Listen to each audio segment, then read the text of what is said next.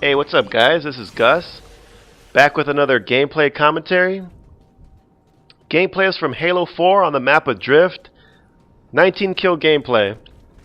Now on a quick side note before I get started on my commentary, you're going to notice within the next couple weeks I'm going to be posting videos. And my team is pretty much going to be made up of the same 3 or 4 guys every match. And that's kind of by design. I got a group of guys that I'm playing with now pretty consistently. And if you're more of like a solo type of guy, you know what, try to get a group of guys together.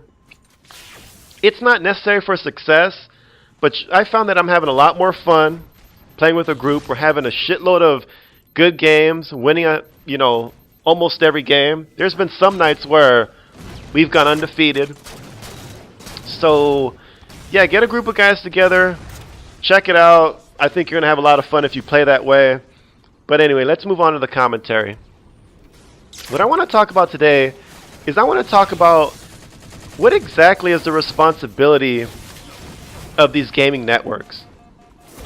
And when I talk about gaming networks, I'm talking about machinima, yeousch, so on and so forth. What exactly is the responsibility to control some of their directors? Now I know that there's some gaming channels that are more, their target audience is the older crowd. I don't have a problem with that, but I'm talking about the gaming channels that are more directed toward the younger audience. Is there a code of conduct for these guys? Are there any kind of set of rules that they have to follow to protect their target audience? You know, or some set of rules that kind of makes them a better person. If you know that if your target audience is instead of younger kids, you can't have any other Joe, any regular Joe Blow asshole on there. You're going to have an impression, make an impression on these kids, and you should have to follow a set of rules. The first person I want to bring up, and I'm going to try to avoid naming names in this, so excuse me if it's a little confusing. Some of you guys might know who I'm talking about, but I want to avoid specifically calling out these specific YouTubers. But the first guy I want to talk about, big YouTuber, over 1 million subs. And he does a variety of different, videos, but he does these videos where he gives advice to kids. And the reason why I know that he's giving advice to kids, because that's pretty much the type of videos that he makes, they're more directed toward a younger audience. And he does these videos where he's giving advice, and he'll often, give sex advice to these kids. And in my opinion, that shit is wrong. I mean, that's the thing. If you're a 12-year-old, 13-year-old, and you want some kind of sex advice, talk about your body, you know what? You've got your parents.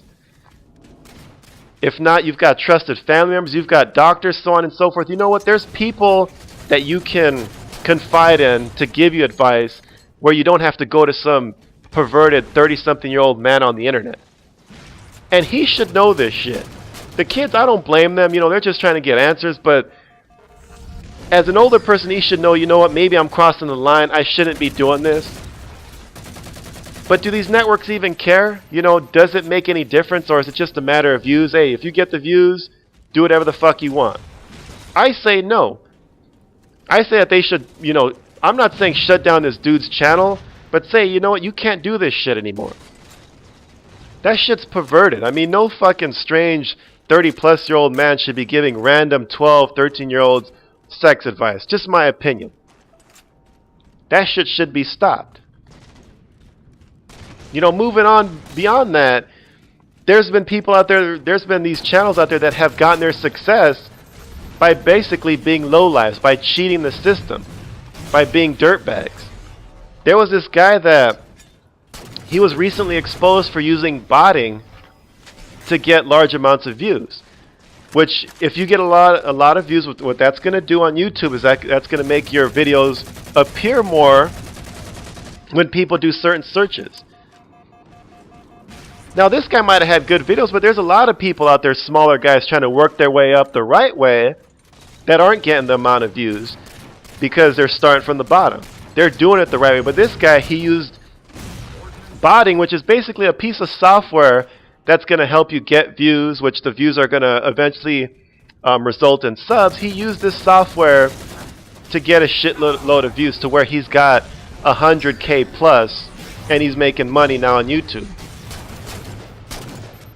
And again, his videos are catered toward the younger audience because he does these fucking 100 kill gameplays, which they're not that entertaining for the most part to an older audience. Once we've seen, you know, 50, 100 of them, the rest get pretty old. So his target audience again is 12, 13-year-olds, and they see that he achieved his success by being a lying dirtbag, by cheating the system.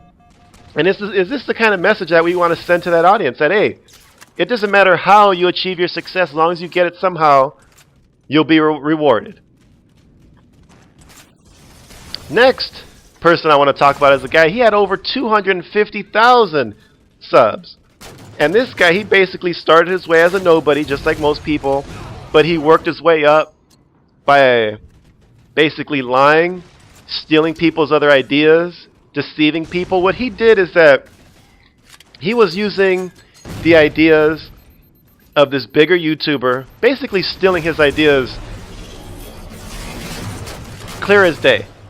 And what he would do in addition to that is he would make his thumbnails look like this other big YouTuber to kind of deceive people on YouTube into clicking on his videos, thinking that it was this bigger guy.